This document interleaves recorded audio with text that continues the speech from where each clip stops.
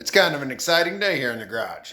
For the first time in about 3 weeks, I don't have my daughter's Corvette staring at me, needing me to work on it. So she picked it up yesterday. Is very pleased with the way it shifts. So time to move on to something a little more difficult. We've done the whole transmission removal thing, so now we're going to step it up a notch and we're going to change the oil on my Vette. Yeah, it's not that hard, but there are a few things different than a normal car that we'll go over. First things first, need to get the Vette warmed up, get the oil hot so it'll drain out nicely.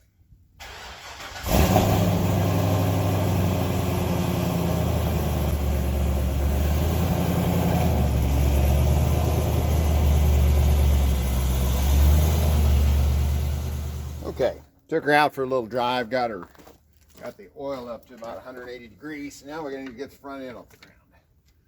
I'm going to do it just like I did during the transmission change. Jack up one side with my small jack. That'll give me enough room to get the big jack under the nose.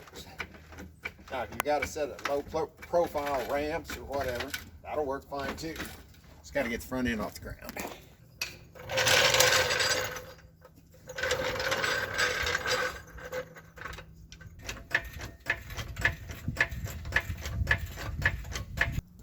Okay, now we'll put the stands up in front.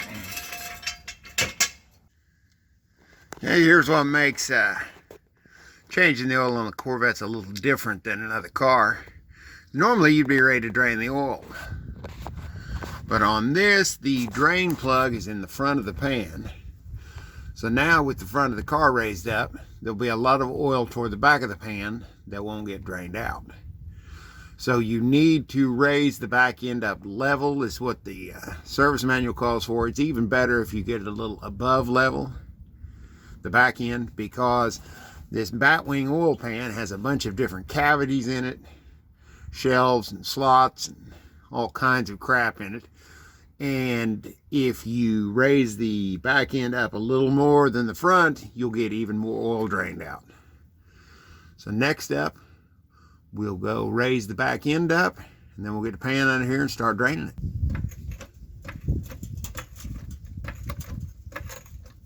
All right, now we can start draining some oil. All right, plug is out. Takes a 15 millimeter wrench to get that off. While that's draining, we'll be getting a new gasket put on the plug, get the plug cleaned up, get ready to change the filter, and ready to fill it back up with oil. I don't know what oil plug gasket the rest of you use, but I use these.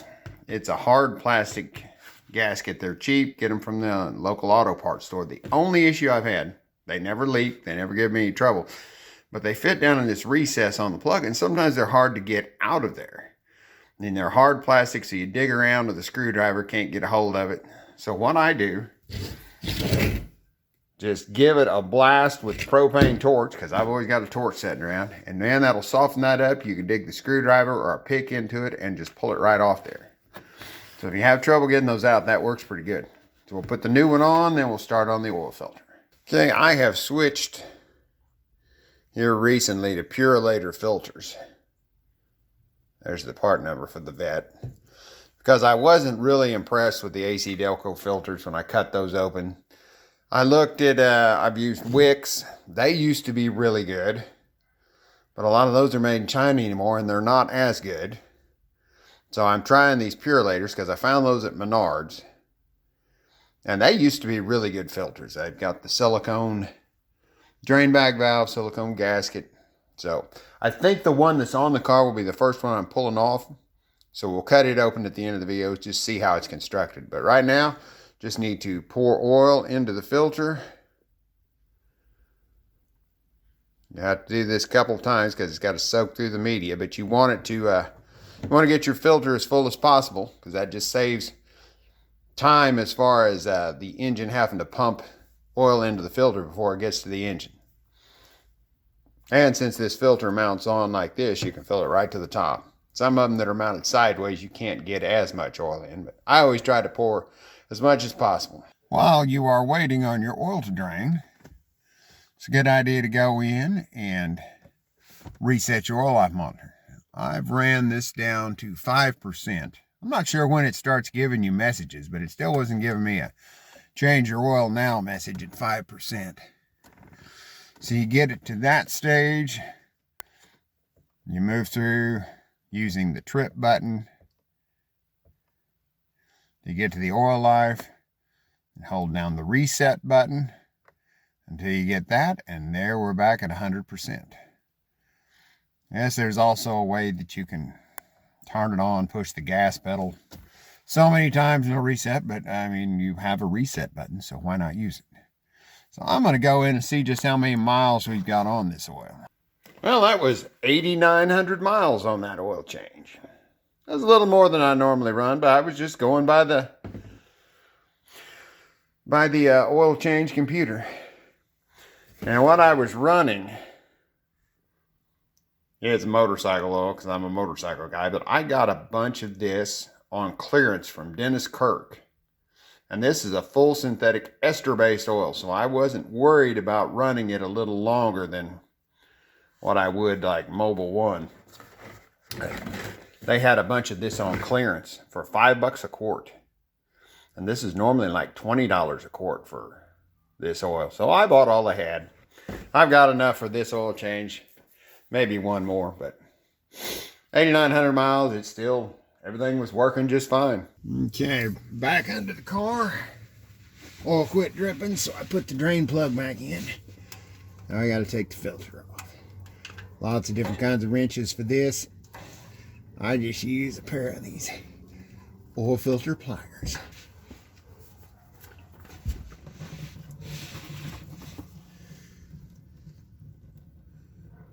Okay, go ahead and unscrew it the rest of the way now that it's quit dripping.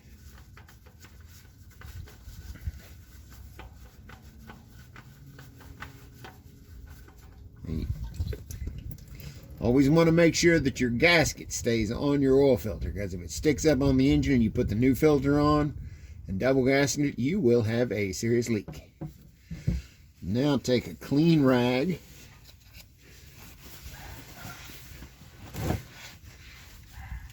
and wipe the gasket surface off, and then wipe around everything you see there. And now we can put the new filter on. Make sure to put a little clean oil on the gasket surface. Good up in there till the gasket hits. And then it's supposed to be another 3/4 to 1 turn. I just generally go as tight as I can get it by hand. Do not use a wrench putting it on.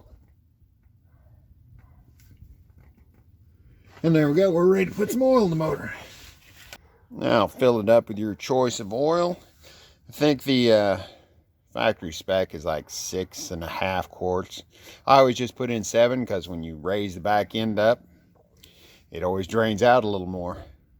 Just give it plenty of time to drain to the pan before you fire it up, especially it's kind of cold out here today. Any of you gearheads recognize my funnel? It's a Red Line oil bottle. I assume their oil's as good as they say, but I know their bottles make great funnels. Well, while I was waiting on the oil to drain in there, went ahead and buzzed this case off on this so I could recycle the metal parts. It said it's got the good O-ring, but it's just, you know, it's an okay filter, but I would rather the pleats be more even. That section there, just, I don't know, they're not as good as they used to be. I got 3 or 4 more on the shelf, and I'm certainly not going to throw them away, but they could be better. But I've definitely seen a lot worse, like Fram, where everything, the end pieces are cardboard and it's just falling apart. So, not a bad filter, not bad for the money. I've got a K&N on the Harley because it was the only one I could find locally that fitted. I'm kind of curious when I pull it off, see what it looks like on the inside. But Purelator's not bad. Not super amazingly great, but not bad. Okay, I'm about done with this video.